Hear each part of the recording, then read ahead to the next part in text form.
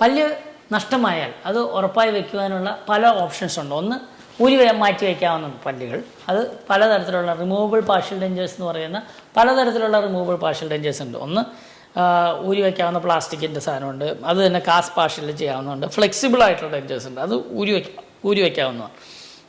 ഇനി ഉറപ്പായി വയ്ക്കുന്ന പല്ലുകൾ തന്നെ രണ്ട് തരത്തിലുള്ളതാണ്. ഒന്ന് ബ്രിഡ്ജായിട്ട് പറയാം, രണ്ട് ഇംപ്ലാന്റ് എന്ന് പറയും. എന്താണ് ബ്രിഡ്ജ് ഇംപ്ലാന്റ് തമ്മിലുള്ള വ്യത്യാസം എന്നല്ല ഞാൻ ആദ്യമേ വീഡിയോയിൽ പറഞ്ഞിട്ടുണ്ട്. ഒന്ന് ബ്രിഡ്ജ് പല്ലിൽ നിന്ന് സപ്പോർട്ട് എടുക്കുന്നു, ഇംപ്ലാന്റ് എല്ലിൽ നിന്ന് സപ്പോർട്ട് എടുക്കുന്നു. ഇതാണ് ബേസിക് ഡിഫറൻസ്. ഇന്ന് നമ്മൾ സംസാരിക്കാൻ പോകുന്നത് പലതരത്തിലുള്ള ഇംപ്ലാന്റുകളെ പറ്റിയാണ്. ഇംപ്ലാന്റുകൾ തന്നെ പലതരത്തിലുള്ളതുണ്ട്. കാരണം പലപ്പോഴും ഇംപ്ലാന്റ് എന്ന് പറയുമ്പോൾ ഞങ്ങളുടെ നാട്ടിൽ ഇത്ര രൂപയ്ക്ക് ഇംപ്ലാന്റ് ചെയ്തു തരും എന്ന് പറയുന്നവരുണ്ട്. ചില ആളുകൾ പറയും അയ്യോ ഇംപ്ലാന്റ് ചികിത്സ ഭയങ്കര കൂടുതലാണെന്ന് പറയും.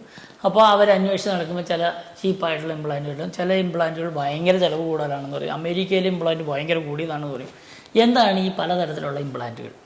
എന്താണ് അതിൻ്റെ തമ്മിലുള്ള വ്യത്യാസം? എന്താണ് അതുകൊണ്ടുള്ള ഗുണങ്ങൾ?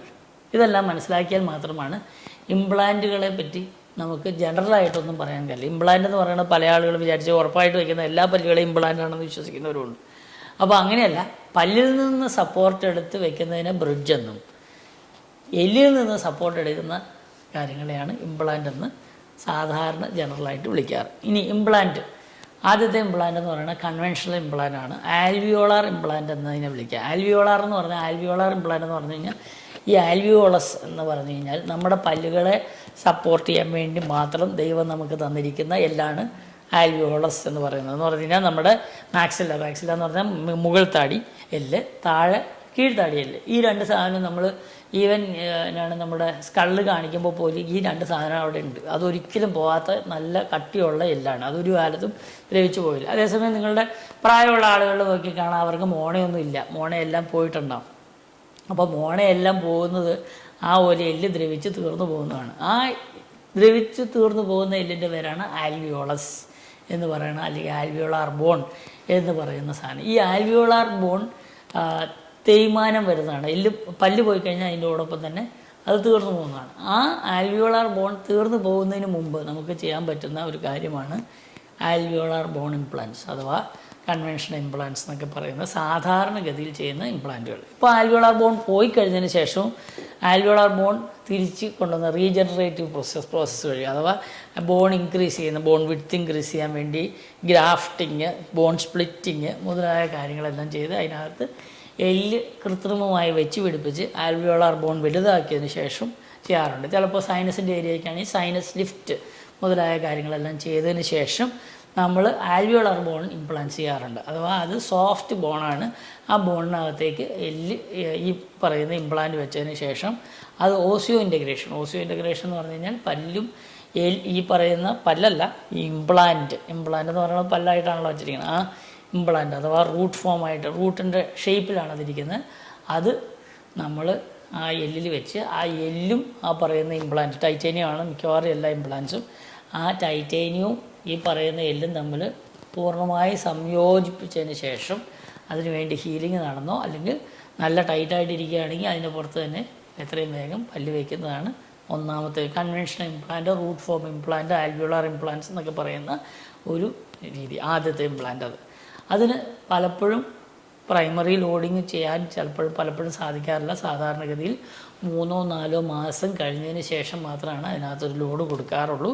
പലപ്പോഴും മൾട്ടിപ്പിളായിട്ട് ഒത്തിരി ഇംപ്ലാന്റൊക്കെ ചെയ്യുമ്പോൾ ചിലർ അതിൻ്റെ മുകളിൽ ആദ്യം തന്നെ ലോഡ് ചെയ്യാൻ പറ്റും. അത് എത്രത്തോളം ടോർക്ക് ഉണ്ടായെന്നനുസരിച്ചാണ്. അപ്പോൾ അങ്ങനെ ഉണ്ടാകുന്ന ഇംപ്ലാന്റ്സ് ഇത് പലതരത്തിലാണ്. ചില ആളുകൾ വളരെയധികം ഇംപ്ലാന്റ്സ് ഇട്ടതിന് ശേഷം അതിനെ ഫിറ്റ് ചെയ്യും. ചിലർ ഓൾ ഓൺ 6, ഓൾ ഓൺ 4 എന്നൊക്കെ പറഞ്ഞ് വളരെ സൂത്രത്തിലൊക്കെ ഫിറ്റ് ചെയ്യാറുണ്ട്. ചില ആളുകൾ വളരെയധികം നിൽക്കാറുണ്ട്, പക്ഷേ പലപ്പോഴും അത് വൻ പരാജയമായി മാറാറുമുണ്ട്. അപ്പോൾ അത് നിങ്ങളുടെ എല്ലിൻ്റെ ശക്തി എത്രത്തോളം ആൽവിയോളാർ ബോണുണ്ട്, പിന്നെ ഈ ചെയ്യുന്ന ആളുടെ പ്രിസിഷൻ, പിന്നെ പ്രത്യേക തരത്തിലുള്ള എല്ല് അതിനകത്തേക്ക് പിടിച്ചു കഴിയുമ്പോൾ ഉണ്ടാകുന്ന ഗുണം, ഇതൊക്കെ അനുസരിച്ചാണ്. അതുകൊണ്ട് പരമാവധി ഇംപ്ലാന്റ് ഇടുന്നതാണ് നിങ്ങൾക്ക് ഏറ്റവും നല്ലത്. പക്ഷേ അമേരിക്ക അല്ലെങ്കിൽ അതുപോലുള്ള രാജ്യങ്ങളിൽ അത് ഒട്ടും അഫോർഡബിൾ അല്ല. കാരണം എന്ന് വെച്ച് കഴിഞ്ഞാൽ ഒരു ഇംപ്ലാന്റ് ഇടുമ്പോൾ തന്നെ ലക്ഷങ്ങളുടെ ചിലവ് വരും. അപ്പോൾ മൾട്ടിപ്പിൾ ഇംപ്ലാന്റ്സ് ഒക്കെ ചെയ്ത് ഒത്തിരി അധികം ഇംപ്ലാന്റ് ചെയ്ത് ചെയ്യാൻ ബുദ്ധിമുട്ടാണ്, അതിന് ചിലവ് കൂടുതലായതുകൊണ്ടാണ് അവർ ഓൾ ഓൺ 4 പോലെയുള്ള. പക്ഷേ നമ്മുടെ നാട്ടിൽ നോക്കുമ്പോൾ അത് അത്ര വലിയ ചിലവല്ല. അതുകൊണ്ട് കൂടുതൽ ഇംപ്ലാന്റ് ഇട്ട് ചെയ്യുന്നതാണ് ഇപ്പോൾ ഏറ്റവും ഉത്തമമായിട്ട് ഇപ്പോഴത്തെ ആളുകൾ പറയുന്നത്. അപ്പോൾ അതാണ് ഫസ്റ്റ് ഇംപ്ലാന്റ്. സെക്കൻഡ് ഇംപ്ലാന്റ് സാധാരണഗതിയിൽ കാണുന്ന ഇംപ്ലാന്റാണ്. അത് ബേസൽ ഇംപ്ലാന്റ് എന്ന് പറയും. അഥവാ ഞാൻ ആദ്യം പറഞ്ഞ ഈ പറയുന്ന മറ്റേ മാക്സിലറി ബോൺ അല്ലെങ്കിൽ മാൻഡിബിൾ, താടിയും കീഴ്ത്താടിയും രണ്ട് താടികളിൽ എല്ലിൻ്റെയും അതിന് ശക്തമായിട്ടുള്ള കട്ടിയുള്ള എല്ല്, നമ്മുടെ കാലിലൊക്കെ ഉള്ള പോലത്തെ എല്ലാണ് താഴത്തെ താടിയെല്ല്, നല്ല ശക്തമായ എല്ലാണ്. അതുപോലെ തന്നെ മുകളിലെ താടിയെല്ലിലും ശക്തമായ എല്ലുള്ള കട്ടിയുള്ള എല്ലുള്ള ഏരിയ ഉണ്ട്. അതൊരിക്കലും പോകാറില്ലാത്ത ഏരിയയാണ്. അതിനകത്തേക്ക് കോർട്ടിക്കൽ ബോൺ എന്ന് പറയുന്ന ശക്തമായ എല്ലിലേക്ക് നമ്മുടെ കോൺക്രീറ്റിലിടുന്ന ആണി പോലത്തെ സ്ട്രോങ് ആയിട്ടുള്ള ആണിയും അതുപോലെ തന്നെ അത് ഫ്ലെക്സിബിൾ ആയിട്ടുള്ള ഇംപ്ലാന്റുമാണ്. അങ്ങനെയുള്ള ഇംപ്ലാന്റ്, ബേസൽ ഇംപ്ലാന്റ് എന്ന് പറയുന്ന ഇംപ്ലാന്റ് ഇടുന്ന ചികിത്സാ രീതി വന്നിട്ടുണ്ട്. അതിനകത്തുള്ള പ്രത്യേകത എന്ന് വെച്ചാൽ ഇംപ്ലാന്റ് പലപ്പോഴും അത് വളയ്ക്കാൻ സാധിക്കും. വളച്ച് അതിനോടൊപ്പം തന്നെ അത് കൂടുതൽ ഇംപ്ലാന്റ് ഇടാറുണ്ട്. കാരണം 1-2 ഇംപ്ലാന്റ് അല്ല ഇടുന്നത്, കൂടുതൽ ഇംപ്ലാന്റ് ഇട്ട് മുകളിലത്തെ നിരയൊക്കെ വെക്കാൻ വേണ്ടി ഒരു 10 ഇംപ്ലാന്റോളം ഇട്ട് അല്ലെങ്കിൽ 8 ഇംപ്ലാന്റെങ്കിലും ഇട്ട് അത് ശക്തമായി ഉള്ള കട്ടിയുള്ള എല്ലിലേക്ക് ഇടുന്നത് കൊണ്ടും അതിനകത്ത് പെട്ടെന്ന് തന്നെ ഒരു ഡേഞ്ചർ അഥവാ നമുക്ക് പല്ല് ചവയ്ക്കാൻ വേണ്ടിയുള്ള സാധനങ്ങളിൽ പല്ല് വെച്ച് കൊടുക്കാൻ സാധിക്കുന്ന ബേസൽ ഇംപ്ലാന്റ് എന്ന് പറയുന്ന ഇംപ്ലാന്റ് രീതിയുണ്ട്. ഇനി അത് കഴിഞ്ഞ് പലരും ചോദിച്ചിട്ടുണ്ട് മിനി ഇംപ്ലാന്റ് എന്താണ്. മിനി ഇംപ്ലാന്റ് എന്ന് പറയുന്ന ചികിത്സാ രീതി എങ്ങനെയാണ്? മിനി ഇംപ്ലാന്റ് എന്ന് പറഞ്ഞു കഴിഞ്ഞാൽ വളരെ നേർത്തതായ, അതിൻ്റെ വാക്ക് പറയണ പോലെ തന്നെ നേർത്തതായ ഇംപ്ലാന്റാണ്. വളരെ നേർത്തതായിട്ടുള്ള ഇംപ്ലാന്റും അത് സാധാരണ ഉപയോഗിക്കുന്നത് നിങ്ങൾക്കൊരു പല്ല് സെറ്റായിട്ടുണ്ടെങ്കിൽ ആ സെറ്റ് ഉറപ്പിക്കാൻ വേണ്ടി ഉപയോഗിക്കാറുണ്ട്. സാധാരണ സെറ്റ് ഊരി പോകുന്ന ഒരു പ്രശ്നങ്ങളുണ്ട്. പല്ല് സെറ്റ് വെച്ചാൽ താഴത്തെ പ്രത്യേകിച്ചും ഇളകി ഊരി പോരാനുള്ള സാധ്യതയുണ്ട്. അങ്ങനെയുള്ളപ്പോൾ ആ മിനി ഇംപ്ലാന്റ് ഉപയോഗിച്ച് ഈ പറയുന്ന സെറ്റിനെ അവിടെ നിർത്താൻ സാധിക്കും. അല്ലെങ്കിൽ നിങ്ങൾക്ക് കൺവെൻഷൻ ആദ്യം പറഞ്ഞ് ഫസ്റ്റ് ഇംപ്ലാന്റ് പറഞ്ഞ് കൺവെൻഷണൽ ആൽവിയോളർ ഇംപ്ലാന്റ് ഒക്കെ ചെയ്യുന്ന സമയത്ത് നിങ്ങൾക്ക് പല്ലില്ലാതിരിക്കാൻ വേണ്ടി ഈ മിനി ഇംപ്ലാന്റ് 2-3 കുഴിച്ചിട്ടിട്ട് അതിനകത്ത് സപ്പോർട്ട് ചെയ്ത് ഒരു പല്ല് കാണാൻ വേണ്ടി വെച്ച് തരാറുണ്ട്. ഇതിന് രണ്ടിനുമാണ് സാധാരണഗതിയിൽ മിനി ഇംപ്ലാന്റുകൾ ഉപയോഗിക്കുന്നത്. കാരണം അത് നമുക്ക് കുറച്ച് വളരെ ചെറിയ ഇംപ്ലാന്റാണ്, അതിന് അധികം എല്ലിൻ്റെ ആവശ്യമില്ല.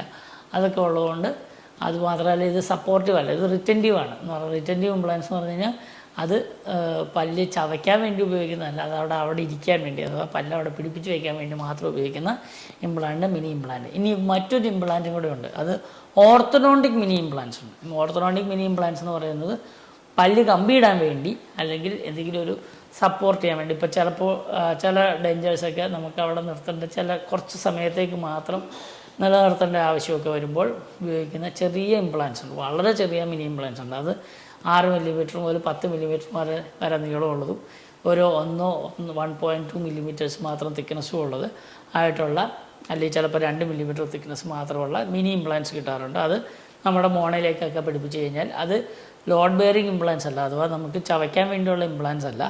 അത് ചില കമ്പികളൊക്കെ വലിച്ചു കെട്ടാൻ, ഇപ്പോൾ പല്ല് കമ്പി ഇടുന്നവർക്ക് പല്ല് കമ്പി വലിച്ചു കെട്ടാൻ വേണ്ടി, അല്ലെങ്കിൽ പല്ലുകൾ നഷ്ടമായിട്ടിരിക്കുകയാണ് അങ്ങനെയുള്ളിടത്ത് ചില പല്ലുകളെ അങ്ങോട്ടും ഇങ്ങോട്ടൊക്കെ നീക്കാൻ വേണ്ടിയുള്ള ഓർത്തഡോണ്ടിക് മിനി ഇംപ്ലാന്റ്സും ഉണ്ടാവാറുണ്ട്. അപ്പോൾ പലതരത്തിലുള്ള ഇംപ്ലാന്റുകളുണ്ട്. ഇംപ്ലാന്റിന് ചെയ്യാൻ വേണ്ടി ഓർത്തഡോണ്ടിക് മിനി ഇംപ്ലാന്റ്സ് ഒക്കെ വളരെ ചെറിയ ചിലവിൽ മാത്രം ചെയ്യുന്ന കാര്യമാണ്. അപ്പോൾ അത് കണ്ടിട്ട് ഇംപ്ലാന്റ് ചെയ്യാൻ എത്ര രൂപയെ വന്നുള്ളൂ, മറ്റേ ഇംപ്ലാന്റ് ചെയ്യാൻ 10-40,000 രൂപ ചിലവ് വന്നു, ഇതെല്ലാം വെച്ച് കമ്പയർ ചെയ്യരുത്. ഓരോ പേഷ്യൻസിനും ആവശ്യമായ ഇംപ്ലാന്റ് തന്നെ ഉപയോഗിക്കുക. ഓരോ ചികിത്സാ രീതിക്ക് ആവശ്യമായ ഇംപ്ലാന്റ് രീതികളുണ്ട്. ചില എല്ലിൻ്റെ ടൈപ്സിന് എന്ന് പറഞ്ഞു കഴിഞ്ഞാൽ ഇപ്പോൾ D type bone, C type bone എന്നൊക്കെ പറഞ്ഞ് പലതരത്തിലുള്ള എല്ലിൻ്റെ ക്വാളിറ്റി വ്യത്യാസങ്ങളുണ്ട്. അതനുസരിച്ച് ഇംപ്ലാന്റിൻ്റെ വലിപ്പവും സൈസും അതിൻ്റെ ഡിസൈനും എല്ലാം മാറിയാൽ മാത്രമാണ് നമ്മൾക്ക് ഒരാളുടെ വായിൽ പല്ലുകളെയെല്ലാം കൃത്യമായിട്ട് വെക്കാൻ സാധിക്കുകയുള്ളൂ. അത് ഒരു നല്ല എക്സ്പേർട്ട് ഇംപ്ലാന്റോളജിസ്റ്റിൻ്റെ ഹെൽപ്പും അതോടൊപ്പം തന്നെ CBCT അതുപോലെ തന്നെ സ്കാൻ സിസ്റ്റം അതുപോലെയുള്ള കാര്യങ്ങളുടെ എല്ലാം ഉപയോഗത്താൽ കൃത്യമായ പ്ലാനിങ് കൊണ്ട് മാത്രം ചെയ്താൽ മാത്രമാണ് കൃത്യമായിട്ട് പല്ലുകൾ വെച്ച് ഉറപ്പായിട്ട് ചെയ്യാൻ സാധിക്കുകയുള്ളൂ. അതുകൊണ്ട് പലപ്പോഴും നിങ്ങൾ നമ്മളുടെ താഴെ ക്വസ്റ്റ്യൻസ് ആയിട്ട് ചോദിക്കുന്ന പലരും പല്ലുകൾ എങ്ങനെ ശരിയാക്കാമെന്ന് ചോദിക്കുന്നതിന് പകരം കൃത്യമായിട്ട് എൻ്റെ വായിൽ മിനി ഇംപ്ലാന്റ് ചെയ്യാൻ സാധിക്കുമോ അതറിയണമെങ്കിൽ കൃത്യമായിട്ട് അതിൻ്റെ എക്സ്റേ എടുത്ത് നോക്കണം. എക്സ്റേ എടുത്ത് നോക്കി അതിൻ്റെ ആവശ്യമാണോ എന്ന് നോക്കാം. എൻ്റെ വായിൽ ഇന്ന ഇംപ്ലാന്റ് ചെയ്യാൻ സാധിക്കുമോ എന്ന്, അല്ലെങ്കിൽ ആ കാര്യം ചെയ്യാൻ സാധിക്കുമോ എന്ന് ചോദിക്കുമ്പോൾ അതിൻ്റെ സപ്പോർട്ടീവായിട്ടുള്ള ഡോക്യുമെൻറ്റുകളും തന്നാൽ മാത്രമാണ് നമുക്ക് അതിനെപ്പറ്റിയുള്ള അഭിപ്രായം പറയാൻ സാധിക്കുകയുള്ളൂ. ഇതെല്ലാം നിങ്ങളുടെ അറിവിനായി പറയുന്നതാണ്. നിങ്ങളൊരു നല്ല ഇംപ്ലാന്റോളജിസ്റ്റ്, നല്ല പല്ല് ഉറപ്പായി വയ്ക്കുന്ന സ്പെഷ്യലിസ്റ്റിനെ തന്നെ കാണുക. നിങ്ങളുടെ പല്ലുകൾ നഷ്ടമായിട്ടുണ്ടെങ്കിൽ അതിനെല്ലാം ശരിയാക്കിയെടുക്കാൻ സാധിക്കും. ഇംപ്ലാന്റിനെ പറ്റിയുള്ള കൺഫ്യൂഷൻസിനേക്കാൾ കൂടുതൽ എല്ലാ കാര്യങ്ങളും നിങ്ങളുടെ ഡോക്ടറിനെ കണ്ട് ആ ഡോക്ടർ ഈ പറയുന്ന സാധനങ്ങളൊക്കെ എടുത്തു വെച്ച് കാണിച്ചു തന്ന് നിങ്ങളെ പരിചയപ്പെടുത്തുന്നതായിരിക്കും. എല്ലാം യൂട്യൂബിൽ നിന്ന് പഠിക്കാൻ സാധിക്കുകയില്ല. നിങ്ങളുടെ പല്ലിൻ്റെയും എല്ലിൻ്റെയും സ്ഥിതിയെല്ലാം കാണണമെങ്കിൽ അതിന് കൃത്യമായ എക്സ്റേ ഒക്കെ എടുത്ത് നോക്കി വേണം തീരുമാനിക്കാൻ. അതുകൊണ്ട് ഇതുപോലുള്ള കാര്യങ്ങൾ അറിയുവാൻ പല്ല് ഡോക്ടർ എന്നുള്ള ഈ ചാനൽ കാണുക. നിങ്ങൾക്ക് നല്ല പല്ലും നല്ല ആരോഗ്യവും ഉണ്ടാകട്ടെ എന്ന് ആശംസിക്കുന്നു. ഞാൻ doctor Thomas Nechippadam from Nechippadam dental, marine drive, Kochi.